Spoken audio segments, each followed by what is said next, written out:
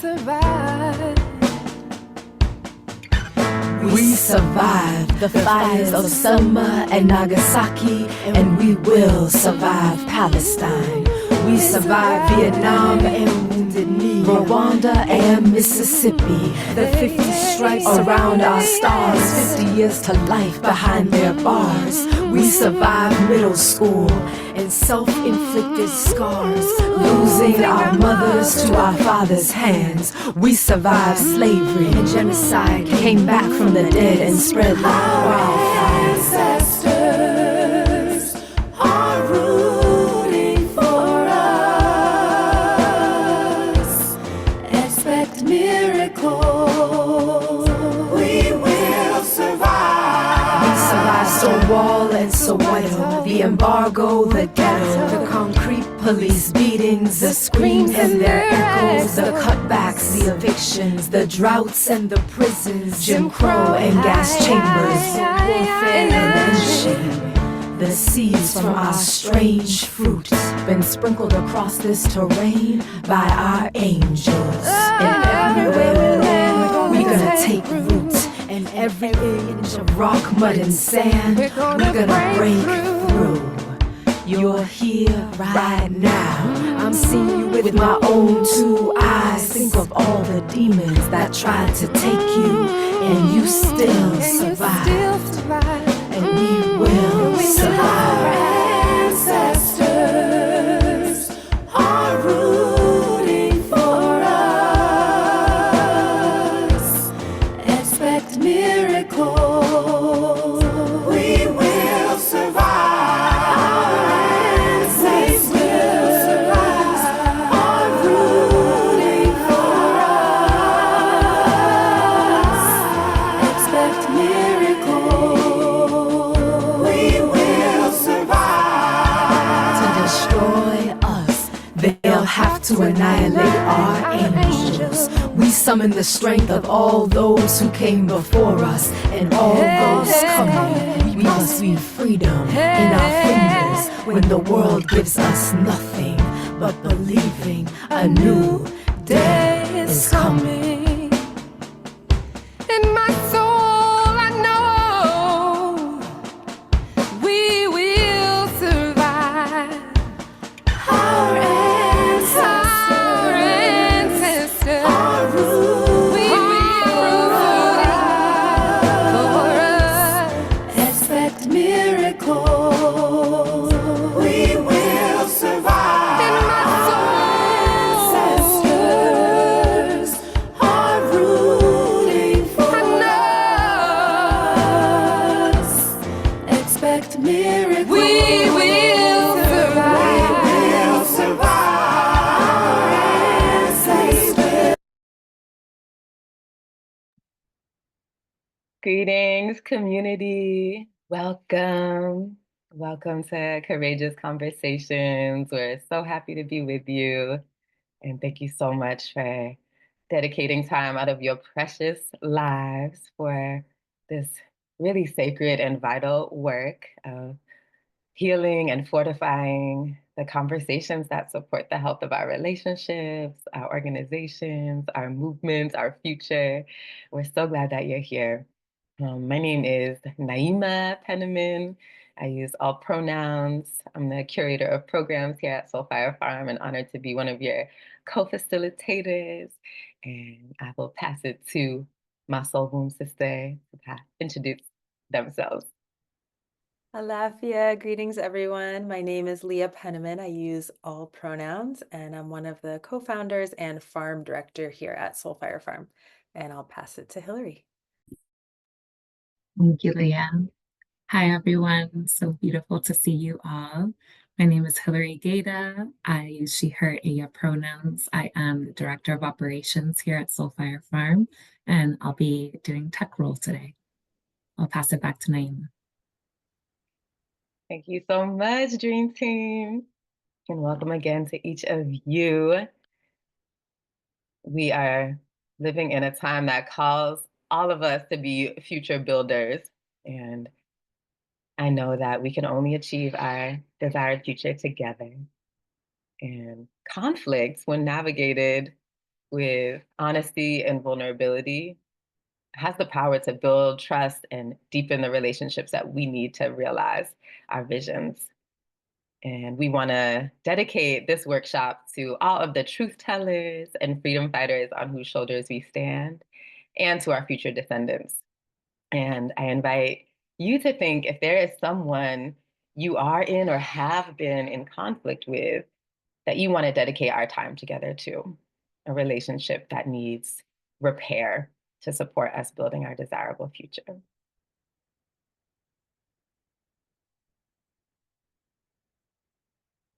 Mhm. As Malidoma Some said, conflict is the spirit of the relationship asking itself to deepen. So, in that spirit, we are going to nourish our spirits and offer ourselves some supportive energy to navigate what can be challenging. Conflict is hard, right? So, I want to invite us into a practice to resource ourselves, but get comfortable. And if it feels good, you can close your eyes or you can keep them open, but really tune inward and invite your body to relax. Relax your jaw, your eyes, relax your shoulders, soften the belly, release the legs, soften the soles of the feet. And I invite you to bring awareness to the back of your body and imagine yourself receiving the support of your ancestors behind you. Those ancestors, known and unknown, blood and chosen, who have created possibilities despite the constraints of their times, who loved you into existence. Fully receive and soak in that support and give thanks. You'll bring awareness to your feet and all the places where you are physically supported by a surface below you. I invite you to imagine yourself fully receiving the support from the earth below. Imagining the rich soil, the living organisms, the layers of water, the mycelium, minerals, crystals, and magma, and fully receive and soak in the support of the living, breathing earth and give thanks. Now I invite you to bring awareness to the top of your head and the space above your head, and imagine yourself fully receiving the support of the vast, clear sky above, whatever the weather, sourcing from the radiant sun, which nourishes all life on this planet. Fully soak in the support of the sky, the sun, the stars, the moon, and the vast fields of stars, and give thanks. Now let's bring awareness to our sides, imagining all of our beloveds at our sides. Your friends, family, community, and all the people, places, animals, and plants that support you. Fully receive and soak in the support of your living community and give thanks. And finally, let's bring awareness to our breath. Allow yourself to fully receive and soak in the support of your breath, the animating force of your aliveness moving through you. Take a deep breath and feel that continuous, effortless support of your own breath, your own life force, and give thanks.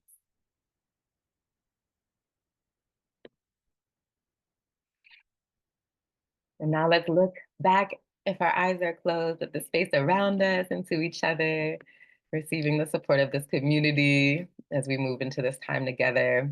And you're invited, if you want to write the name of an ancestor that you would like to invite you to support in this work in the chat, we will welcome them as well. Thank y'all so much. All right. So as we get ready to go on this brave, courageous journey, just want to share a few agreements. This is a participatory workshop, so we encourage active participation and active listening. If you're able, please have your video on and engage fully with the experience.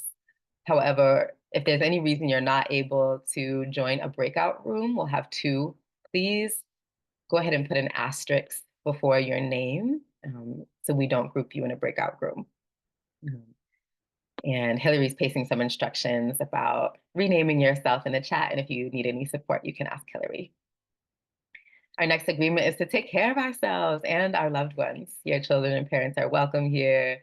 Your snacks and drinks are welcome. Stretch, move when you need to. Yes, mugs of tea. We agree for confidentiality. What is said here stays here. What is learned here leaves here and carries with us. The chat is our space for genuine questions and for cheering each other's on. Feel free to use that space to engage. And please, let's respect our own and each other's emotional boundaries. You always have the option to stay silent as needed. Can I get a thumbs up on your camera if you feel good with these agreements? We down? Okay, beautiful. Thanks, everyone. I'll pass it to Leah. Thank you, Naima. Thanks, everyone. So I want to take a few minutes just to ground ourselves in the political context for why courageous conversations and conflict transformation matter so much, not just at an interpersonal level, but also at a movement and global scale. There are so many, countless examples throughout history of the ways that empire, and by empire, I mean colonial forces, the forces of subjugation and greed and enslavement, have used a divide and conquer or a divide and rule strategy in order to consolidate their power. Whether that's the way that roles are parsed out on the plantation, or whether that's the use of African-American soldiers to conquer the West and do the bidding of genocide on behalf of the settler European nations, or whether that's the way that unions, sharecroppers unions, were broken up so that poor whites and poor blacks didn't work together. There are countless examples of the ways that it is in the interest of empire to keep us mistrusting each other, to keep us at odds, to keep us fractured. And I think we can see that now, perhaps more than ever in many of our lifetimes, where you have a consolidation of power and a fractured, in many ways, a fractured and mistrustful movement that has difficulty aligning ourselves in strategic action to reclaim what's good and right and true, which is, of course, the rights of all people and the rights of beings to reduce our suffering. And so I think that as we engage in this, it's really hard to overstate the importance of getting skillful at figuring out what accountability looks like that doesn't have disposability and punishment and exile all wrapped up in it. Because of course, as abolitionists, which I know many of us are, folks who don't want to see a police state, folks who don't want to see incarceration as the ways to solve society's ills, when we think about abolition and dial it down, fractal it down to the level of our organizations and our communities, it's so important not to replicate those very same patterns of punishment and exile. I think for our movements to thrive, I think Adrienne Maree Brown put it so well. Adrienne said, punishment does not create a new future, it just reinforces the old one, right? Patrice, one of the co-founders of Black Lives Matter, says abolition is about relationships, how we relate to each other, how we care for each other, how we take responsibility for one another.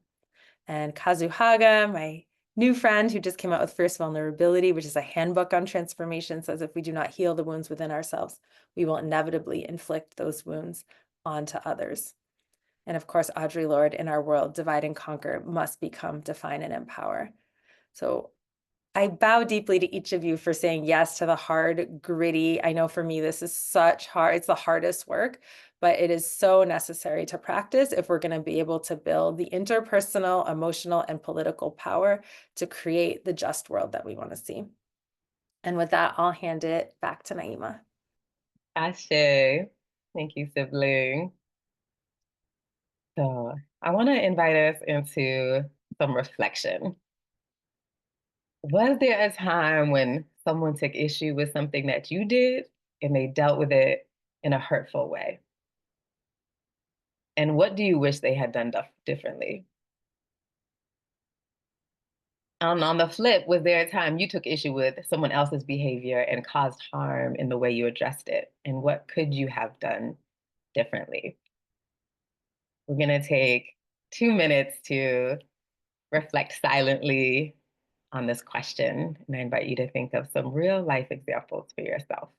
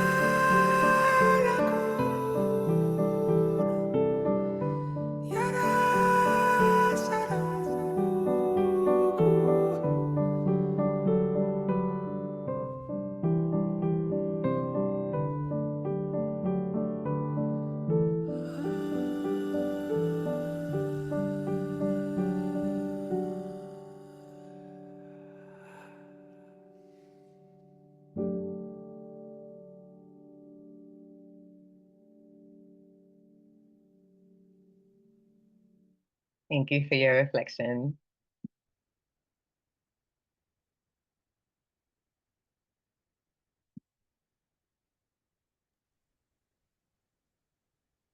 So thank you so much for taking those couple of minutes to reflect about ways that you may have been impacted by a form of addressing harm that was dehumanizing or difficult, ways that you may have engaged in ways that were maybe reciprocating harm or dehumanizing. And we put together this list of some examples of actions that can be framed as accountability, but in the process of attempting or striving towards accountability can dehumanize the person who is a member of our beloved community, and can cause harm in turn. And so I ask you, as I read through this list, to think about what it is that you just were reflecting on. I saw some of you writing, which is beautiful. I also do a lot of writing as reflection, and see if any of these things on the list were the types of behaviors that either you engaged in or that you experienced when someone was wanting to hold you accountable. So public shaming, dragging, which is a form of usually online shaming, recruiting other people to dislike a person, having a non-consensual conversation or ambush, gossiping, spreading rumors about someone, lying or exaggerating, presenting a one-sided narrative, no room for another story, casting shade. Shade is like bad vibes or looks, but not really talking about something, guilt tripping, retaliation, intimidation, stereotyping, calling the police, ignoring somebody, that invisibilizing, that you don't even matter enough for me to give my attention to, right? Passive aggressive behavior, harboring ill feelings and resentment, sabotaging somebody's well-being, their pursuits, bullying, physical attacks, physical violence, undermining, threatening, ambush, online blasting, talking about a person but not to them, and then assuming someone's intentions without asking. So we'll just take a few breaths and take a look at this list. When have you experienced this? When might you have enacted these types of behaviors? And I imagine all of us are implicated in some way. So this is not about feeling bad about ourselves or like we're wrong. This is about learning together that there are more skillful ways to move towards accountability without causing harm. Next slide.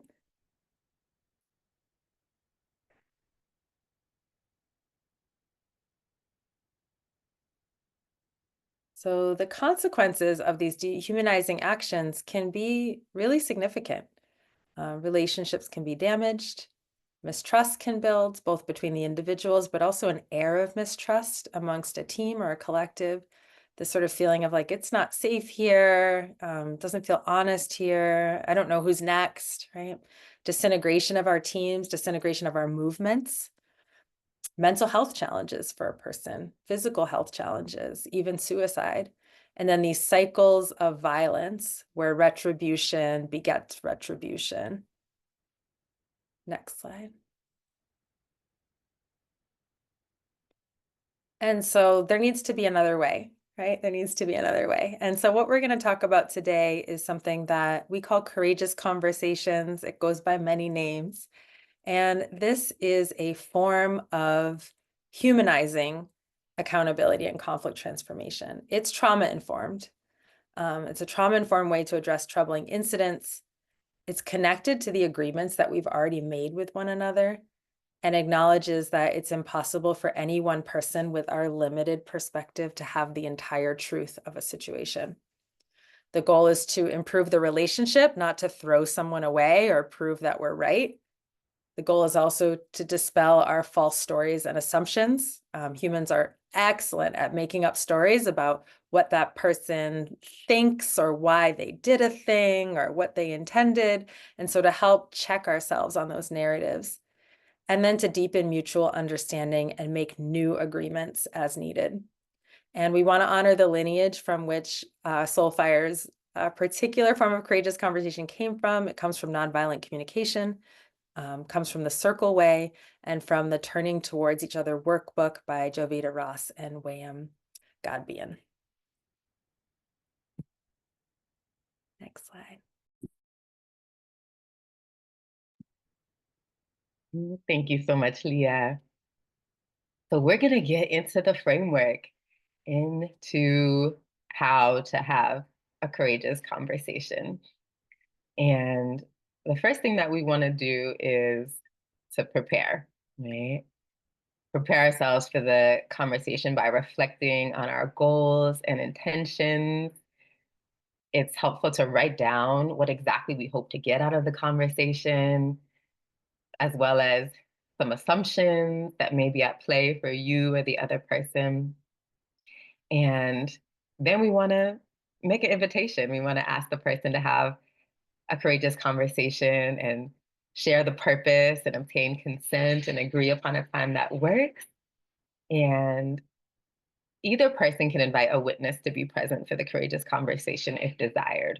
And a witness can be helpful, particularly when there's a power differential between the people involved. And it's important that both people feel comfortable with the person that you want to witness. And you could also decide ahead of time whether you want to record the conversation so that you can refer back to it and learn from it. Privacy and confidentiality are very important, so consent would be needed for that. And a little bit more on preparation, because before the conversation happens, I would say is some of the most important work, like really making sure you're clear on the purpose and what your hopes are, and getting in touch with the core needs underneath the tension that you're feeling. And we'll get a little bit more into what that means. Figuring out, what are the stories I'm telling myself about the situation? How my own background or emotional history be shaping or influencing the stories? Is there anything I want clarity on? Do I want to check out my assumptions? What can I do to support myself in this conversation, including how we resource ourselves going in? The nourishing our spirits activity we did at the beginning could be an example, and there may be other things you can do to really support yourself. Getting in touch with the fears that you have and what would help you meet that fear in a grounded way. What do I want to listen for in this conversation? What will support me to be open to hear potentially difficult truths that might come up? And how could love show up in this conversation? So this is all part of the preparation before we go in. And then when we're ready to have the conversation, there's some steps. So beginning with an affirmation and shared commitment as context can be really, really helpful. Like, we're on the same team. We both care about this. We're both invested in each other, in our work, whatever it is. It's a good way to begin. Then we want to get specific, right, about what happened. And we want to begin with just the facts. We call it the video camera version. Like, what would a video camera pick up before we get into all the stories? And nonviolent communication teaches us this formula, like when I see or hear, I feel this because I need this. These are some key components, like, you know, the what I experienced, what feelings arose because of that, and which of your basic needs were unmet because of it.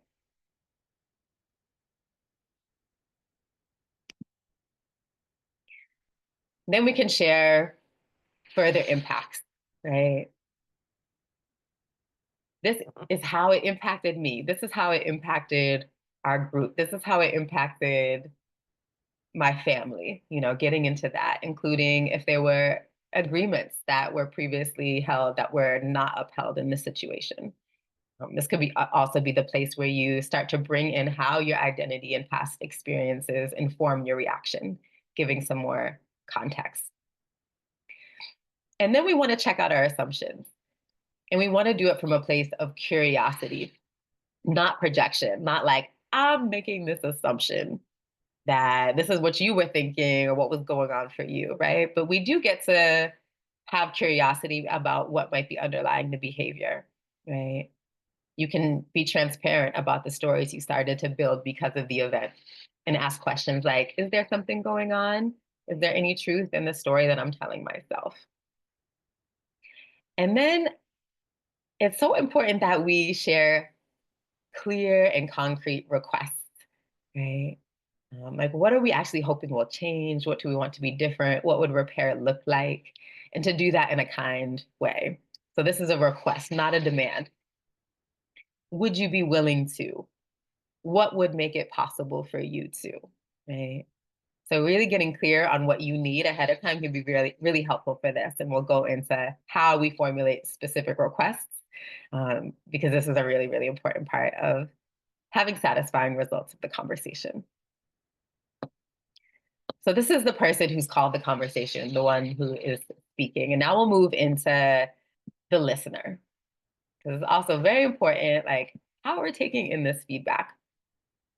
And one thing I want to share to ground us is the importance of empathy and really taking in what the person is saying. I can say for myself, sometimes I will rush to solutions. I'm like, oh my God, there's a problem. I want to hurry up and fix it. But when we start with leading with problem solving, sometimes it can feel like it'll demean the person's feelings because we're giving simple solutions to what can feel like a really big and complex problem to another person. So the importance of starting with leaning in and connecting to the emotion before problem solving is really key, right? Taking time to empathize and really get on the same team. Like, I really, really hear how significant this is and spending time there with the problem, tuning into the feeling with authentic interest before moving towards solutions. So some of the ways that we do that is confirming what we heard and asking clarifying questions. So in the green, we have examples of this, like, so when you see this, you feel this because you need this? Like, did I get that right? Or can you say more about what you mean by, I want to make sure I really understand, right? How could I have done that differently so that it would have worked better for you? Asking questions that are leaning into their experience. What I hear you saying is, did I get that right?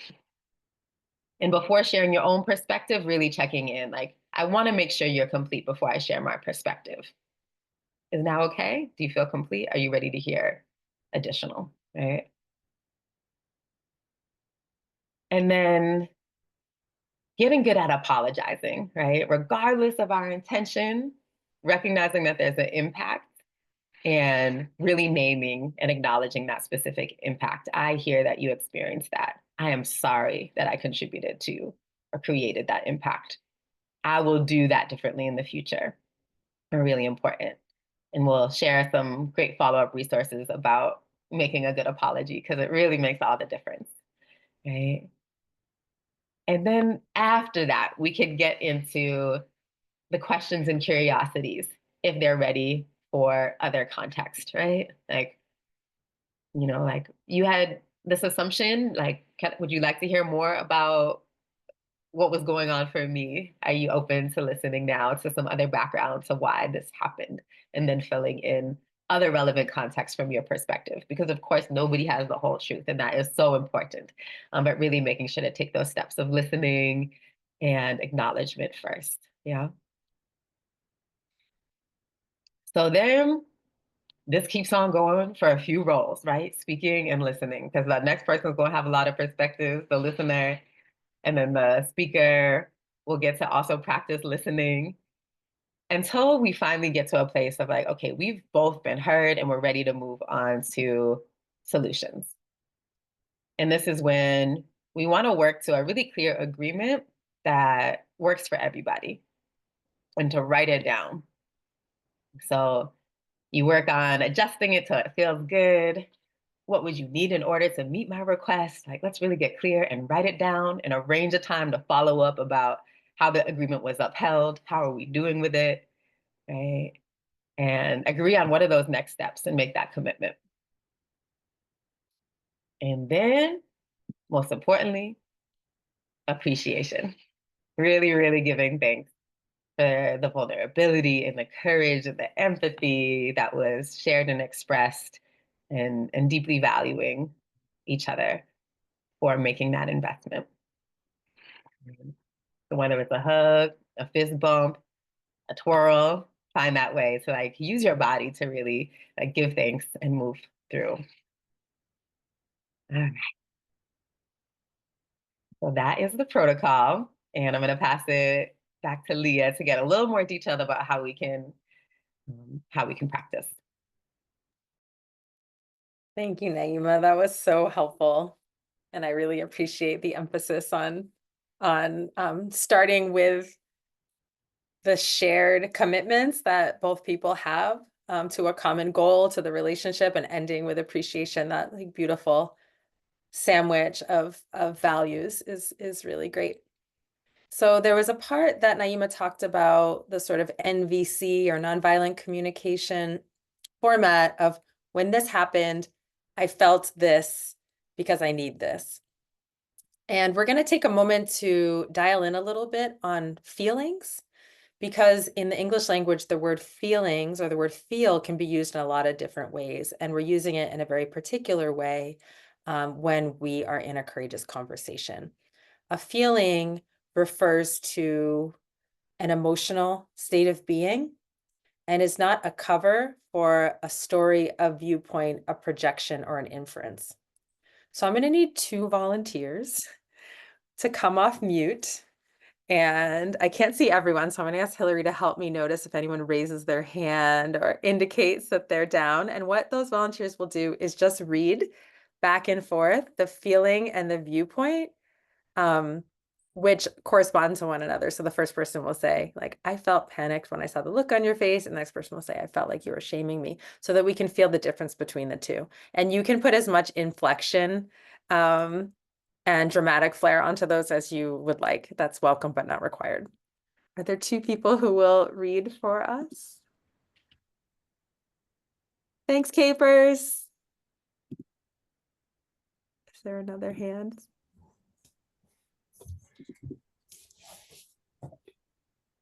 Is there another? Oh, Kuki, I don't know if I'm pronouncing that correctly. Kukii, but you're up. Go ahead and come off mute. So Capers, you'll be the feelings and Kuki will be the viewpoint. So you'll just like go back and forth. Does that make sense? Yeah, Go for it. cool. I felt panicked when I saw the look on your face. I felt so panicked. I think our second reader might still be on mute. Mm-hmm. Let's see. In case they're having tech difficulties, would someone else be willing to read with Capers? Thanks, Jordy. Go ahead and come off mute. I felt like you were shaming me. Well, I felt frustrated when I saw that broken tool. I felt like you were being irresponsible. I felt grief when I was not invited. I felt like you were excluding me. I felt envious when I saw your work quality. I felt like you were being elitist. Hmm, that might be true. I felt ashamed when you named my mistake. I felt like you were blaming me for everything. I felt furious when you raised your voice. I felt like you were being an asshole. Ooh, that might also be true. Let's give it up for our wonderful Jordy and Capers. Thank you so much. You can like put emoji things and really appreciate you all. So I'm going to ask the rest of us to just take a moment. This is going to be a engage in the chat moment. Give us another example. So a feeling, a way of expressing a feeling that's truly rooted in emotion, and then a viewpoint that maybe masquerades as a feeling, but really is like a projection or an inference. And please don't name any names or like use a scenario of somebody on this call, but just take a creative writing moment. So everyone is welcome to invent a feeling / viewpoint in the chat.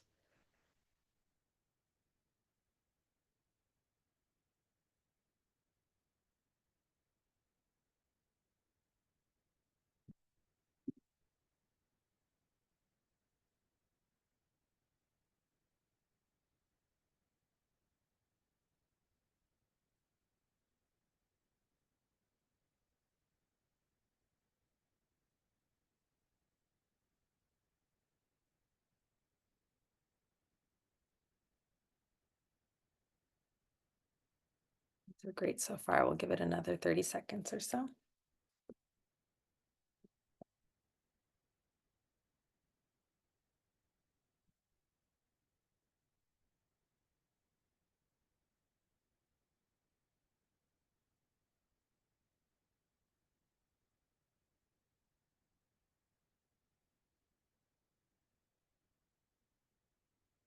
Hmm.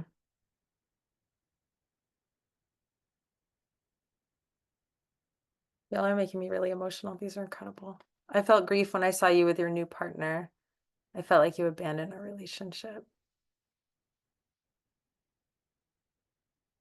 I felt disappointed and hurt when you didn't show up when you said you would. I felt like you didn't care about our friendship.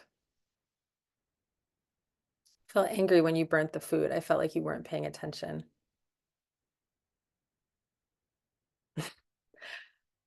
I felt disrespected when oh, I lost it. It went away. I like the trying not to curse in the chat. Thank you all. Beautiful job. I think you got it. Okay, we can go to the next slide.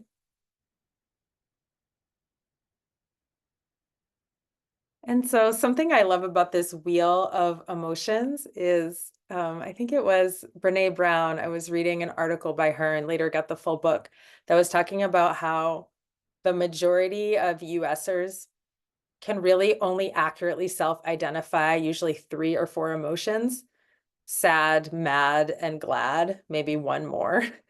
And that there's such nuance and texture to our inner worlds. And by building our literacy in our inner world, it makes us much more skillful at healing ourselves, but also engaging interpersonally. And so this flower, right, takes these basic like sad, mad, glad, and really helps to detail them out into more nuanced ways of being. Like, what is it to feel admiration or apprehension, surprise or pensiveness, disgust or annoyance, vigilance or optimism? And so I know I've been practicing to integrate emotionally intelligent vocabulary into my daily life, and just wanted to share this with you in case it was a useful resource as well. Next slide. This chart is also very helpful because, as you'll recall, in the nonviolent communication scripts, when this happened, I felt this because I need this. We don't really spend, most of us, any time in our public education growing up being able to identify what need underlies a feeling or emotional state that we're in. Sometimes when I'm angry or frustrated, my need is actually sleep that I didn't get the night before, right? Sometimes when I'm feeling really disappointed, like the need that I have is actually around around like inspiration, and I'm not finding that in my day-to-day, and so I'm sort of taking it out on this situation. So again, building the literacy with what our own needs are, and also legitimizing what those needs are. Like, yes, we all need to be seen and valued. We all need tenderness. We all need touch. We all need safety and air and water and warmth. We need fairness, right? We need sharing. We need to give and receive. And so it's really important when we're feeling disequilibrated. The habit pattern in a society that is permeated with greed, hatred, and delusion is to figure out who to blame. Like, I don't feel right. It must be because that person cut me off, or that person, didn't show up for me in a certain way. And when we can be in touch with what are the unmet needs, which may or may not have anything to do with that person, it can help us to disentangle the situation and be much more skillful in returning ourselves to equilibrium. I know for myself, like, if there's a rub, the first thing I do is not like, oh, I need to have this courageous conversation to unpack it. I may well get there, but I usually try to sit with it for some amount of time and ask myself, like, are my basic needs being met generally in my life right now? And what might I be projecting onto this situation or this person that actually doesn't belong there? And if it turns out that, yes, the situation actually is disrupting my basic needs, then yes, I'll have that conversation and name it. But I encourage us to sit in that reflection as well. Next slide. Beautiful.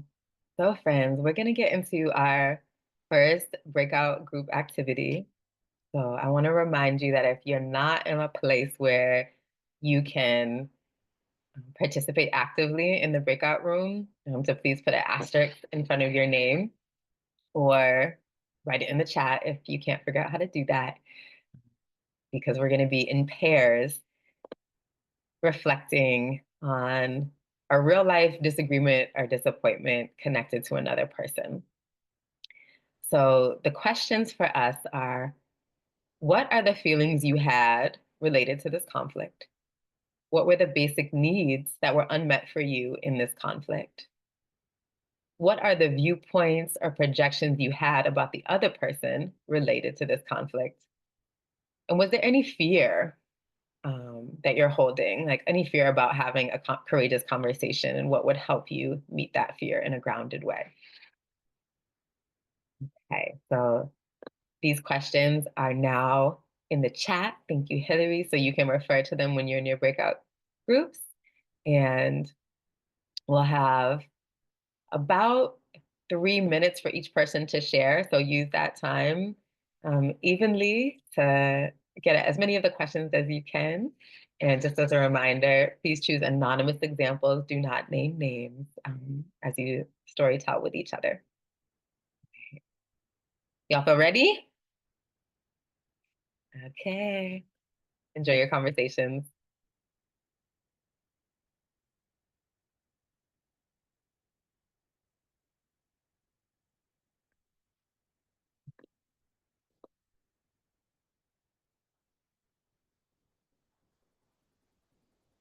Everyone,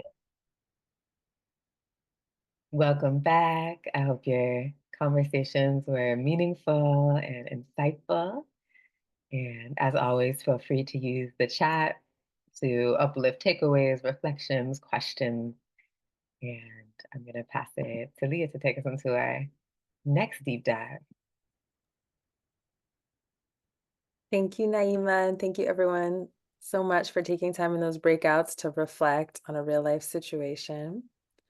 So after that first part of a courageous conversation where we are sharing what happened, how we feel about it, what the unmet needs are, and we get to a place where everyone had a chance to feel heard, to express, there comes towards the end of that conversation an opportunity to make requests.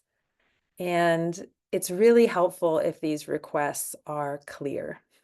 And so we're going to do we're going to need another pair of readers to sort out vague requests and clear requests. So there are 4, and we'll do the same thing back and forth with the first person reading the vague request, the next person reading the clear request, and then you'll have a chance to do some creative writing and write some of your own vague and clear examples as well. perhaps related to a scenario that you were discussing, perhaps not. So are there two people who would be willing to read? And raise your hand or just come off mute and say me. Can't see everyone in the same screen.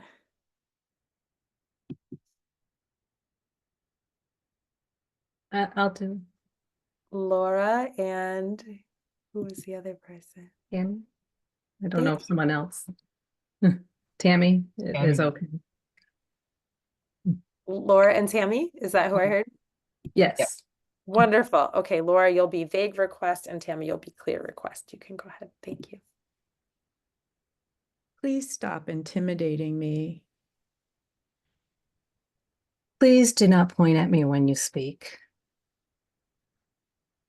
Please treat me as more than just a worker.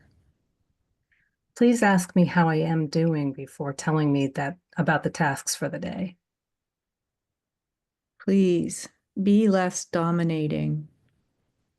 Please make sure everyone has a chance to speak before you speak twice. Please be more responsible. Please show up to your events at least 5 minutes early. Amazing. Thank you so much. Our wonderful volunteer readers really appreciate it. All right, creative writing moment. A vague request and then a clearer example that corresponds to that vague request. Let's just take a moment, write in the chat.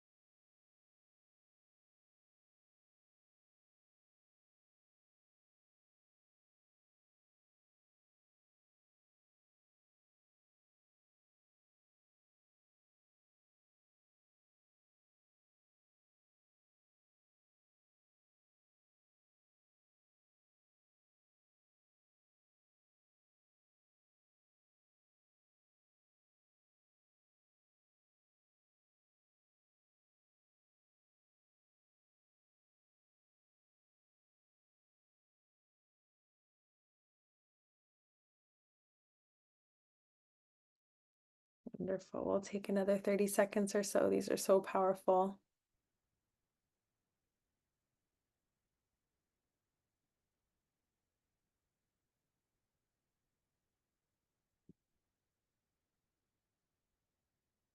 Please be more thoughtful versus please let me know if you're running late.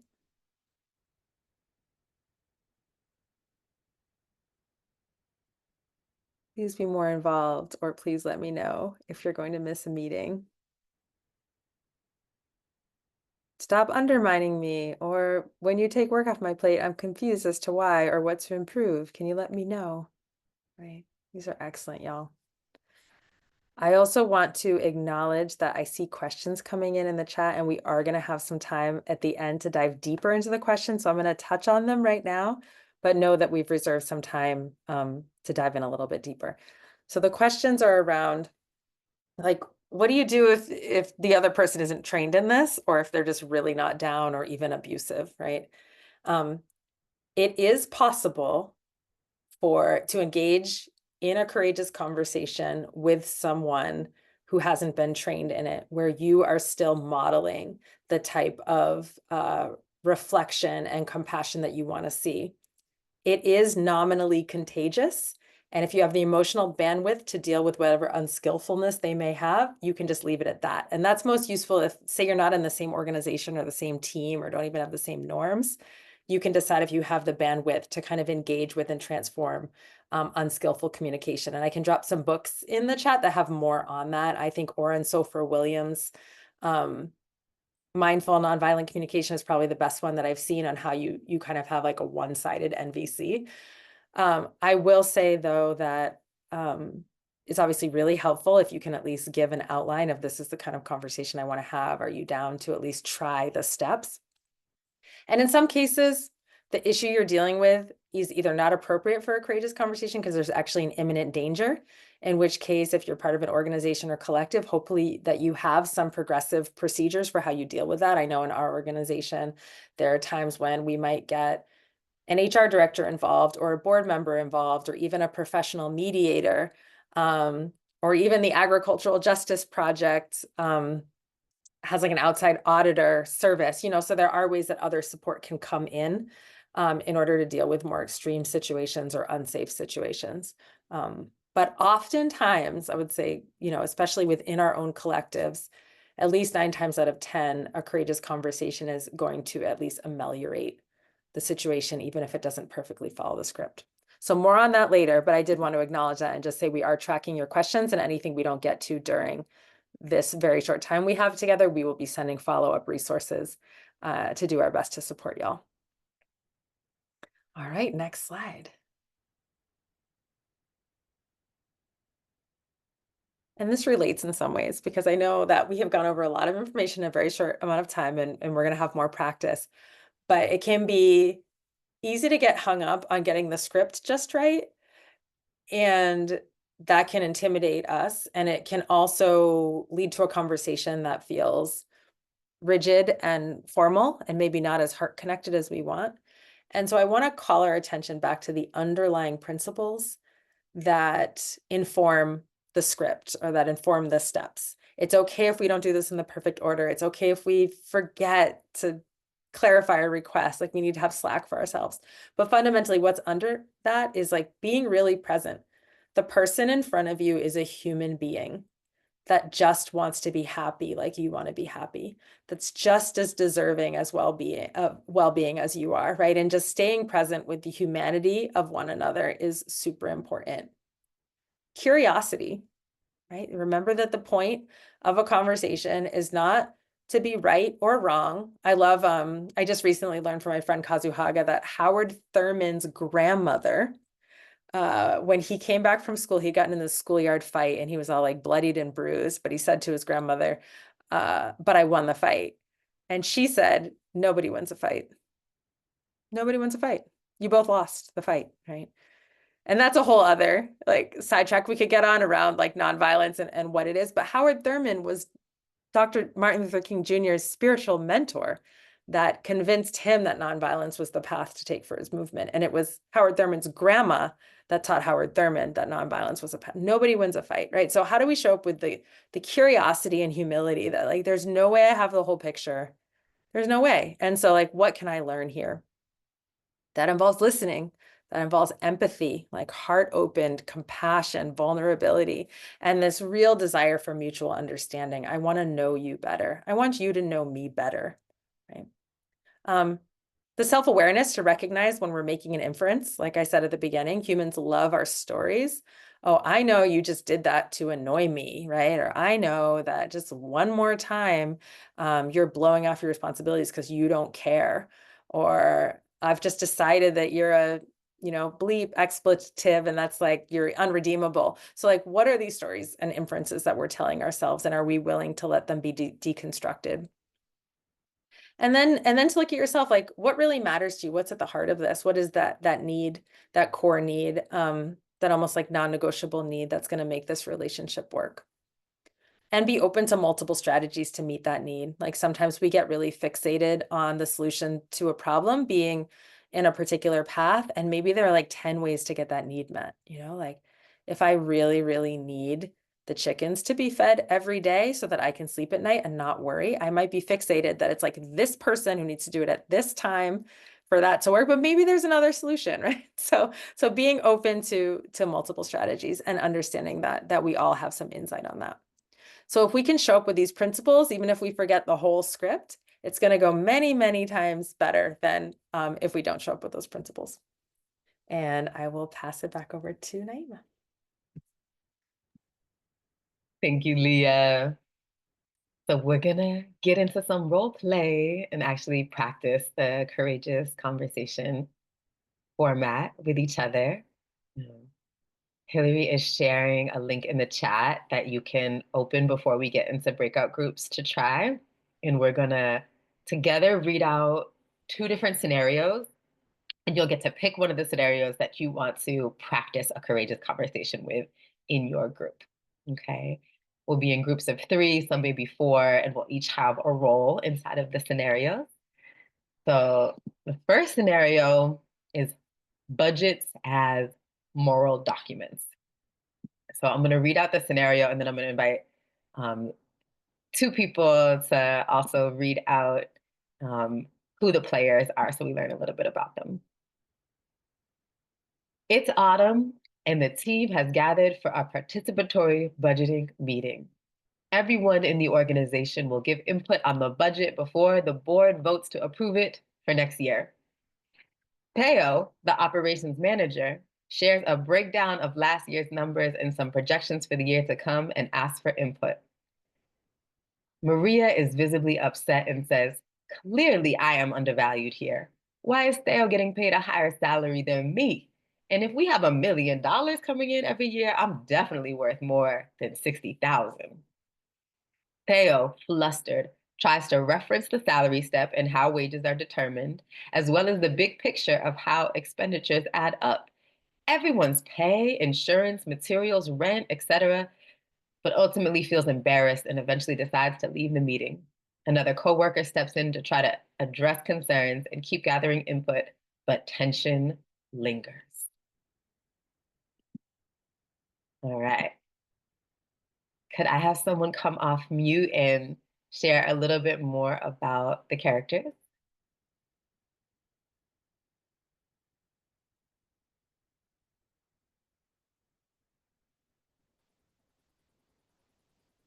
Anybody willing to read what's on the screen? Um, Go ahead, Ray. Maria, she, her. Maria is new to the team and new to the work. Real job after completing a BA at an elite liberal arts college. She is a queer radical Marxist, Latina artist, and enthusiastic about justice and accountability. She's accustomed to public speaking and advocacy. Thank you. You can go ahead and keep reading for Theo too if you'd like. Oh, okay. Teo, they, them. Teo has been with the team for 5 years, starting as an intern and advancing in responsibilities to hold the operations manager position. They took several classes and attained certifications for the role. They feel that budgets are moral documents and feel very proud of the transparent salary step based on tenure or experience and the participatory budget process. As someone on the spectrum, they also feel insecure speaking in groups and need a lot of support and encouragement from the team. Mhm. Thank you so much, Jane. So that's scenario 1. And another option to do some role playing is dishes in the sink. "This common room is nasty," exclaimed Maurice when opening the door to enjoy a relaxing lunch break, only to find a pile of crusty bowls on the table. Maurice has had enough of cleaning up other people's dishes, wiping off smears, and sweeping the floor on behalf of others, and is taking it personally at this point.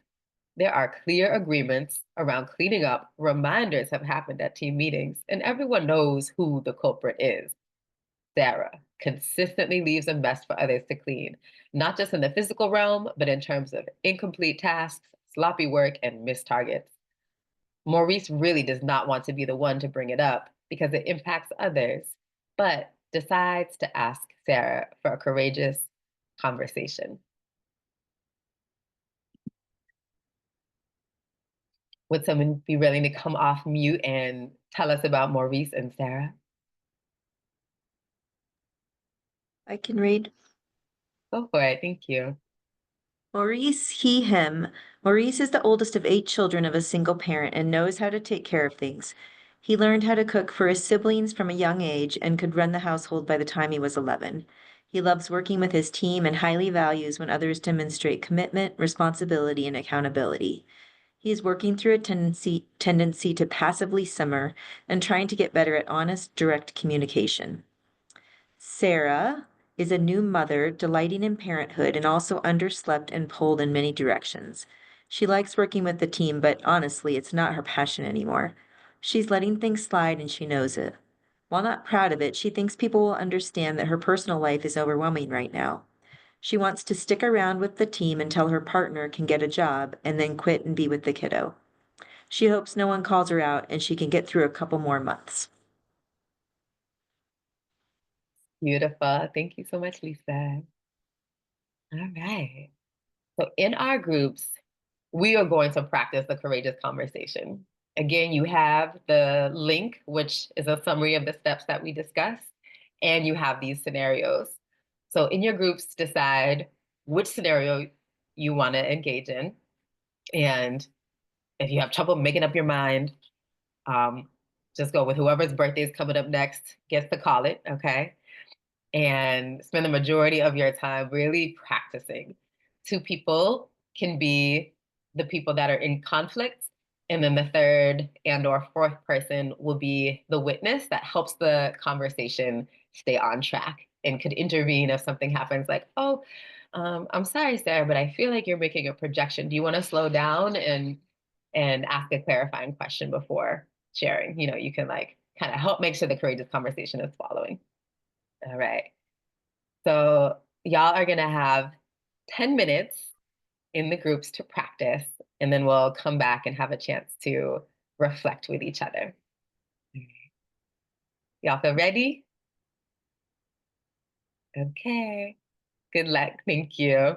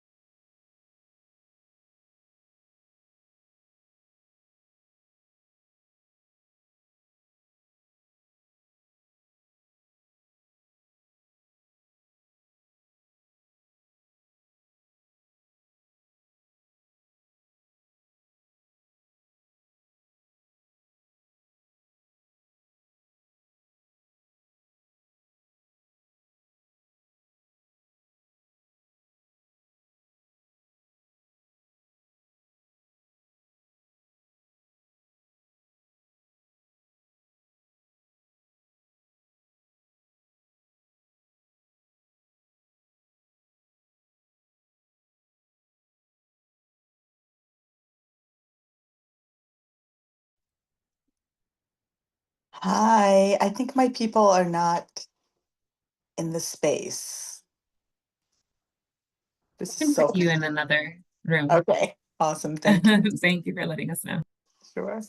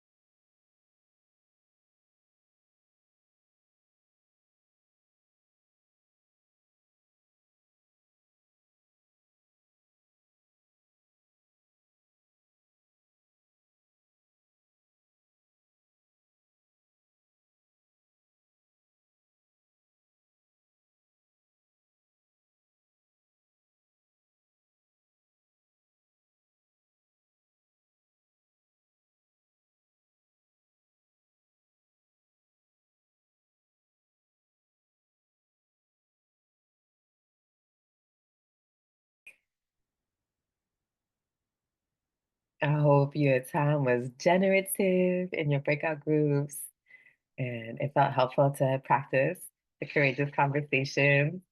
How'd it go? How was that for y'all? Feel free to share any reflections on the chat. We also have time for a few folks to come off mute if you want to say what worked well, what was hard. Yeah, I can say something. Oh, Chantel here. First and foremost, that was great. I'm like sweating as if I'm already like I played Sarah and I'm like sweating if I was Sarah for real, like having a uncomfortable conversation. I think it was really good. It was really great to be able to express it and first and foremost to establish like, hey, we're on the same team. I just need to express how I'm feeling. And I think the great thing about having that conversation is that the vulnerability was initiated from the beginning. And as Sarah was saying, hey, I just need somebody to see me and help me because I'm going through X, Y, and Z. And it's back to what was said initially about if your basic needs isn't met, that impacts sometimes how you show up. And Sarah, she said she was tired. So when you're like exhausted and not getting rest or sleep, I know for me that could impact how you see things, how you show up. And yeah, I think that was great. absolutely. Thank you so much for those reflections. I feel that so much. And I'm so glad that the basis of vulnerability supported the conversation. Yes, there's some resonance with the sweat, folks just really feeling activated, right? It takes a lot of bravery, which is why it's called courageous conversation. Anyone else want to share?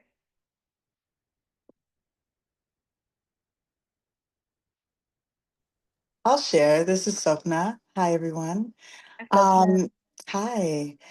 I feel that there's really a lot of space in this to sit with ourselves, knowing that we have to have a conversation. So we're making a choice to have a conversation with something that is an uncomfortable space. And it gives us a chance, an opportunity to take some time to consider that I'm about to go in and speak to somebody.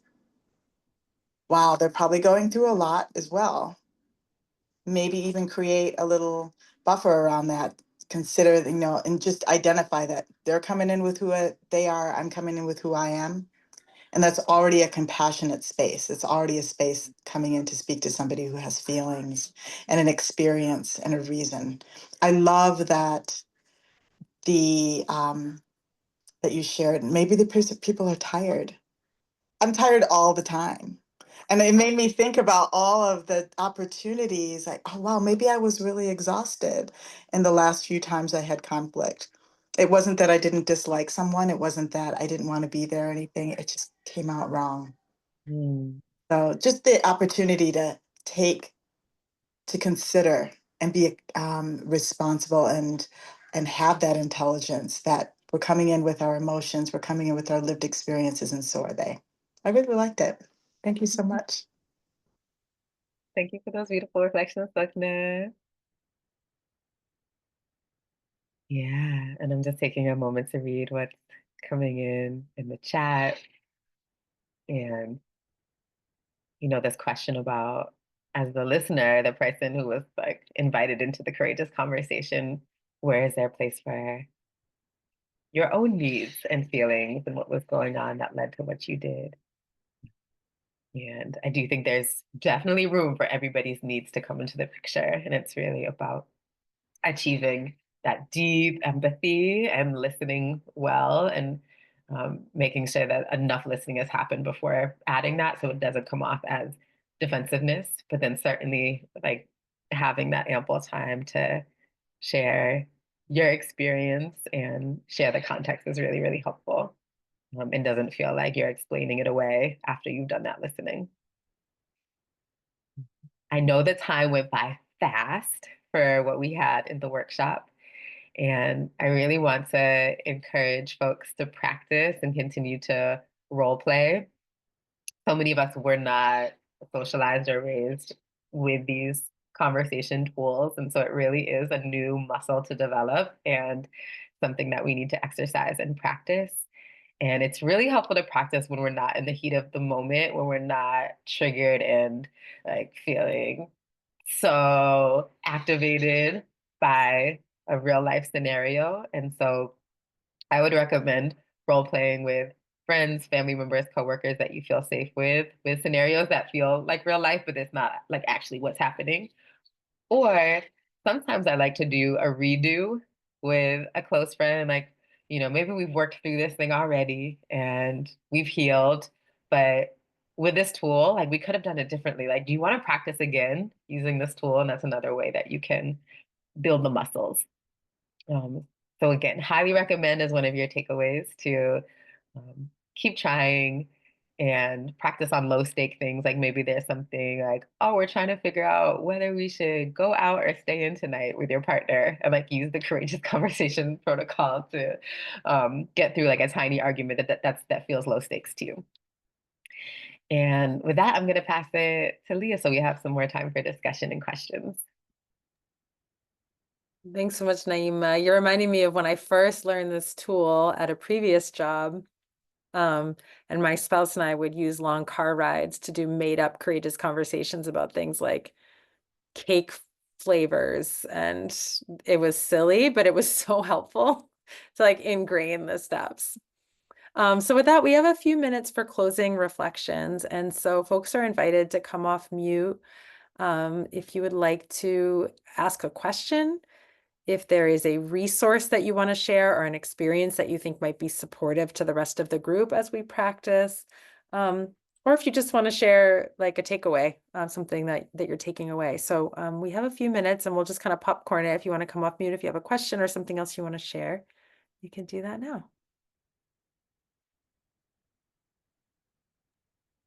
Yeah, I have a question about conversation. I'll make it quick.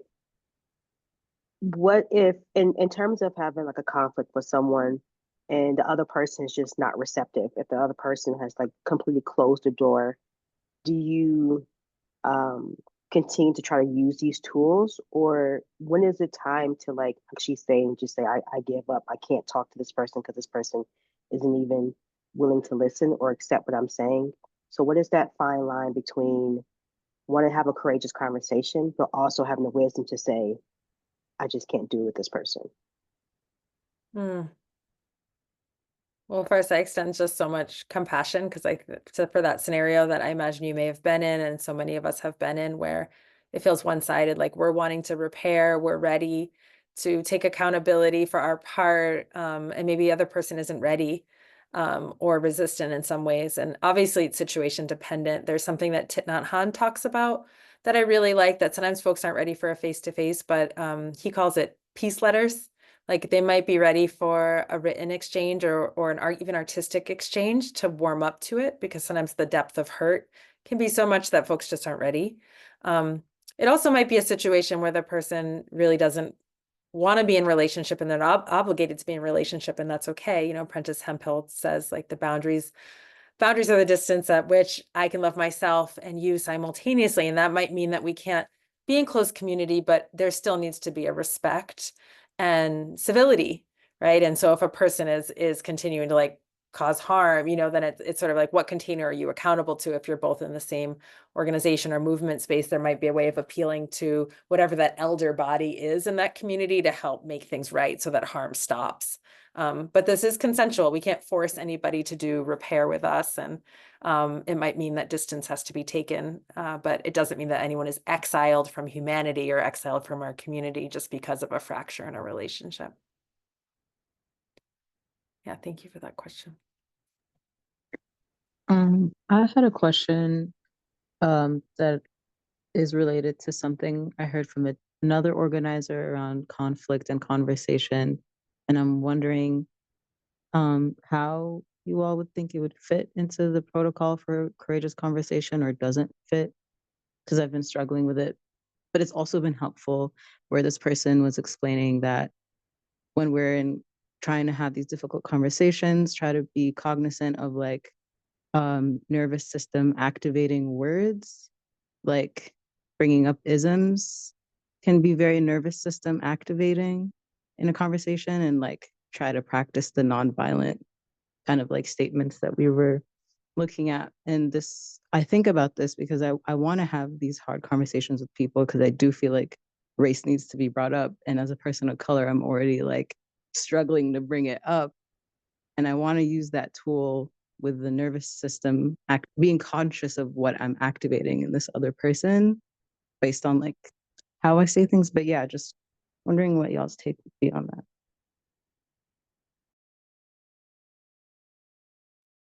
Nai, do you want to respond or do you want me to respond? I'll share a little, and then if you want to Yeah. add, that would be great. Yeah, so real, Rain.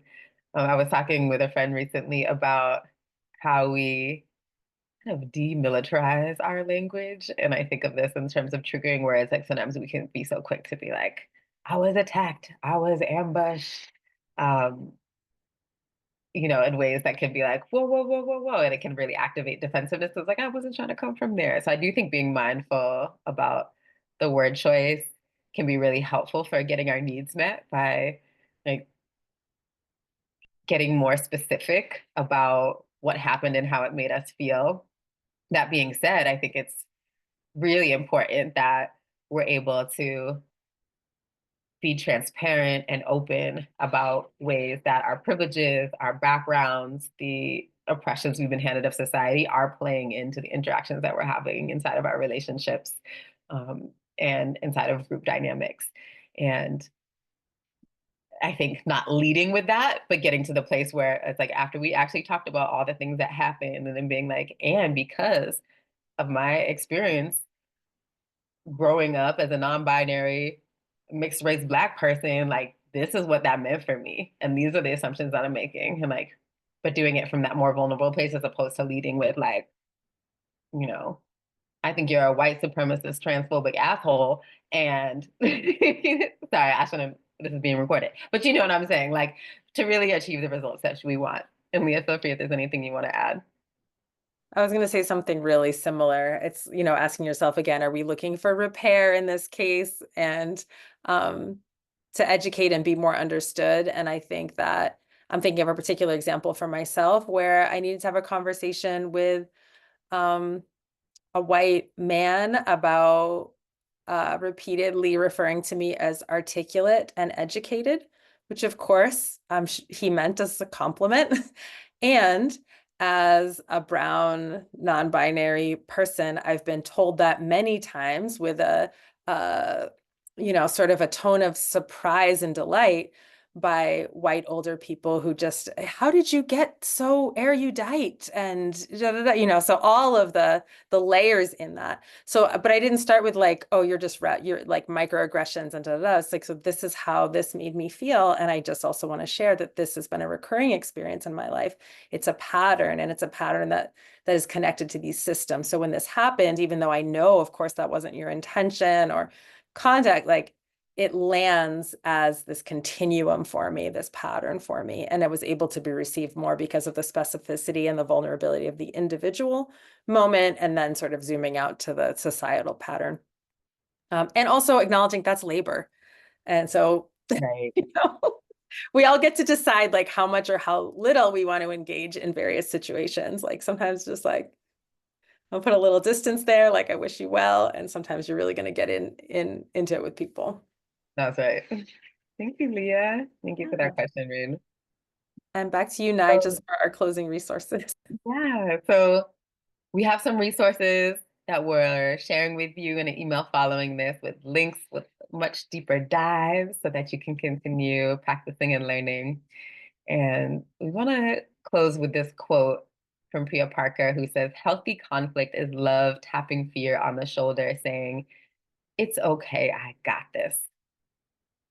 And I want to invite us to tune into anywhere you feel fear on your body, like maybe it lives in your belly or somewhere, and to go ahead and tap it and tell that part of yourself from your deep well of courageous love, it's okay, I got this.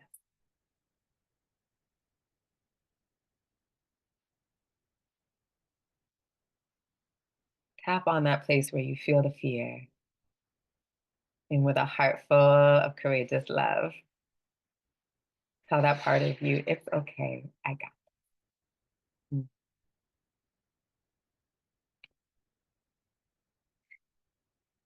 Thank you so much. And Leah, I'll pass it to you if there's any final words that you want. I want to say I appreciate y'all so much. It takes courage just to show up to a workshop on courageous conversations. And I just ask you to, before you shift into modes of dinner and childcare and all of things, just ask yourself, like, what is one thing that I can apply from this in my life in the coming days? Like, what is one way that I can start to practice this? And thank you so much for your engagement. Yeah. Thank you so much, everyone. So good to be with you. Thank you, team. Thank you, Leah. Thank you, Hillary. Let's stay connected and we'll be in touch.